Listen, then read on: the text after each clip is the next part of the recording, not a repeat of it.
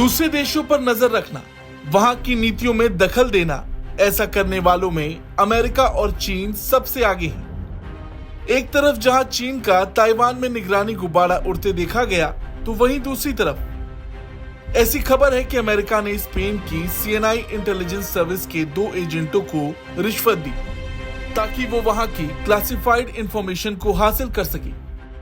ये जानकारी जैसे ही बाहर आई, स्पेन की रक्षा मंत्री मार्गरीटा रोबल्स, जो सीएनआई की देखरेख करती हैं, उन्होंने इसकी जानकारी तुरंत स्पेन में अमेरिकी राजदूत जुलिसा रेनोसो को दी। ऐसी कार्रवाई को हॉस्टाइल माना जाता है और 2 सहयोगियों के बीच इसकी अपेक्षा नहीं की जाती।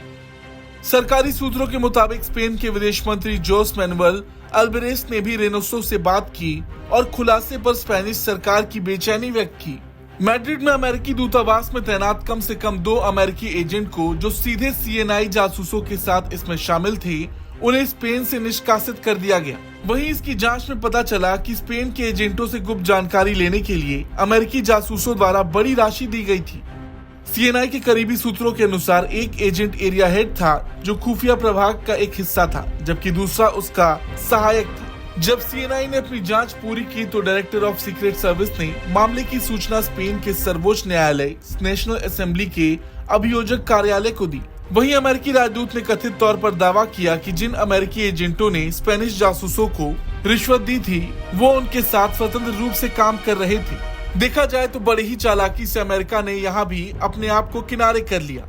वैसे ये मामला इसलिए गंभीर है क्योंकि किसी देश के साथ विश्वासघात करने के लिए होस्ट स्टेट की तरफ से ऐसी हरकत की गई। ये कोई भी देश बर्दाश्त नहीं करने वाला। अभी भी स्पेनिश खुफिया सेवा के सूत्र पूरी तरह से समझ नहीं पा रहे कि आखिर ये सब कैसे हुआ। स्पेन के रक्षा और विदेश मंत्रालय कम से कम 2 अमेरिकी जासूसों को निष्कासित करने पर सहमत हुए। वहीं कुछ सूत्रों का दावा है कि और भी जासूस थे जो सीएनआई एजेंटों के साथ इसमें शामिल थे। अपनी ओर से मैड्रिड अदालत ने जांच को सील कर दिया और 2 कथित सीएनआई जासूसों की गिरफ्तारी और उनके घरों की तलाशी लेने का आदेश दिया।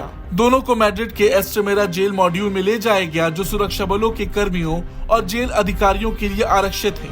वहीं सीएनआई सहायक को पिछले महीने रिहा कर दिया गया, जबकि उसका हेड अभी भी सलाखों के पीछे है। हालांकि अमेरिका और स्पेन के संबंध ऐसे हैं कि ये मामला ज्यादा तूल नहीं पकड़ा, वरना किसी भी देश में ऐसी हरकत, ये मामला कहां तक जा सकता था, अमेरिका को इसका अंदाजा भी नहीं है। मगर ये बात भी दुनिया जानती है कि अमेरिका, चीन हमेशा से दूसरे देशों में घुसने के प्रयास में रहते हैं। हालांकि स्पेन में जो कुछ भी हुआ, इस पर आपका क्या कुछ कहना है, कमेंट करके जरूर बताएं। ब्यूरो रिपोर्ट, भारत तक।